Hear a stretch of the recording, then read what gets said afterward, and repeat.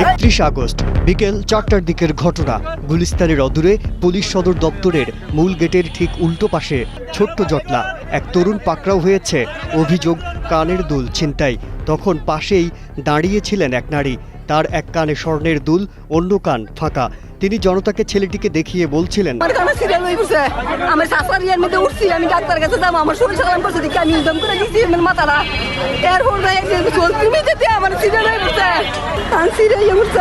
জটলা বড় হতে থাকে, হাত উঠে ছেলেটির গায়ে, কিন্তু তরুণটির একটাই কথা, আমি ছিনতাই করিনি।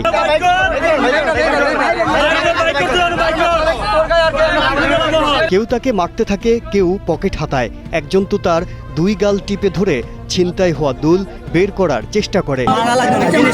পুলিশের বিচার পুলিশে করব।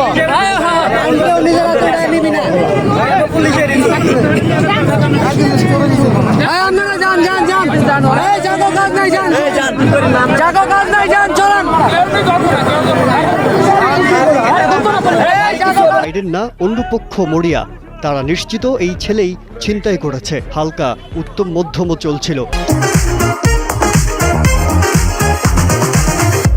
শিকার জামা পেয়ে যাবি গা।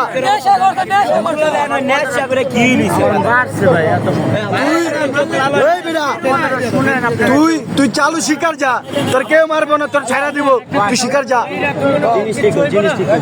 কেউ একটা মারবি না,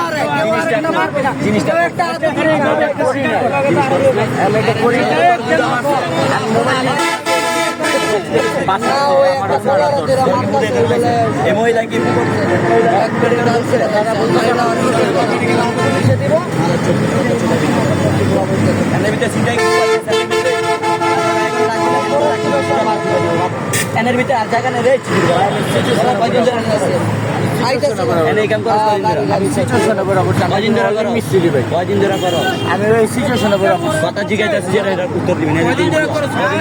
আচ্ছা কিসের জন্য করছো এই কাজটা? করছো কিসের জন্য? কিসের জন্য? তোর অভাবটা কি? তোর অভাবটা কি? কিসের জন্য করছো? মাইরো না ভাই, ভাই মাইরো না, এই মেয়ে মাইরো না, কথাটা নেই। আচ্ছা ক, তোর কোন অভাবে তুই এই কাজটা করছো? তুই ক কি কাজের লেগে এই কাজটা করছো? আচ্ছা হয়েছে, হয়েছে। আমরা মানুষ, আমাকে মায়া আছে, তোর কে মায়া নাই? আমি একজন ওয়েল্ডিং মিস্ত্রি, আমি অনেক সিচুয়েশনে মানে অনেক ঋণগ্রস্ত, তো তার জন্য এই জিনিসটা এটা করি নাই। মোবাইল নিতে নিছিলাম, আমি এটা বলি কষ্ট করে কিনে না।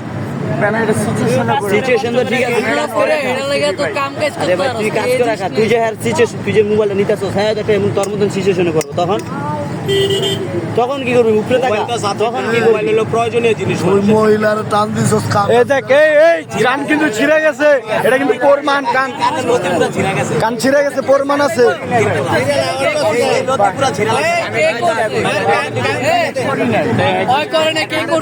সমস্যা নেই, আরো তো আছে। আমি বলতে পারবো, ওনারা বলতে গ্রুপের কথা, আমি তো জানি না। আমার দল না, আমি সামনে মেন রাস্তার ভিতরে তুই কি আসছস? আমার কথা আমার দল না, মোবাইল নেই, মোবাইল নিতে লিখছিলাম।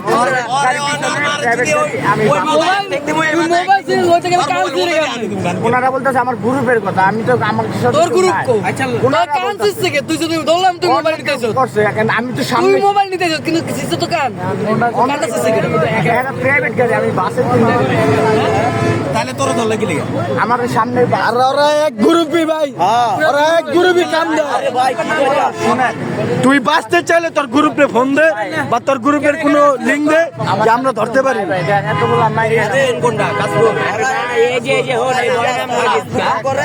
বাড়ি কই? শুনি একরা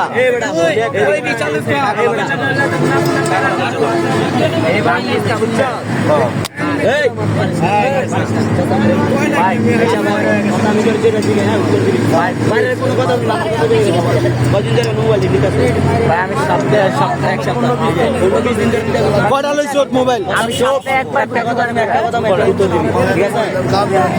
তুমি জানতে নিতে আসো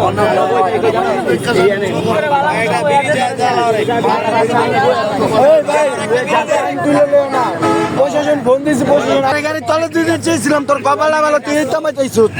ওয়ালিং এর কাজ করো, তুই করে খাইতারস না?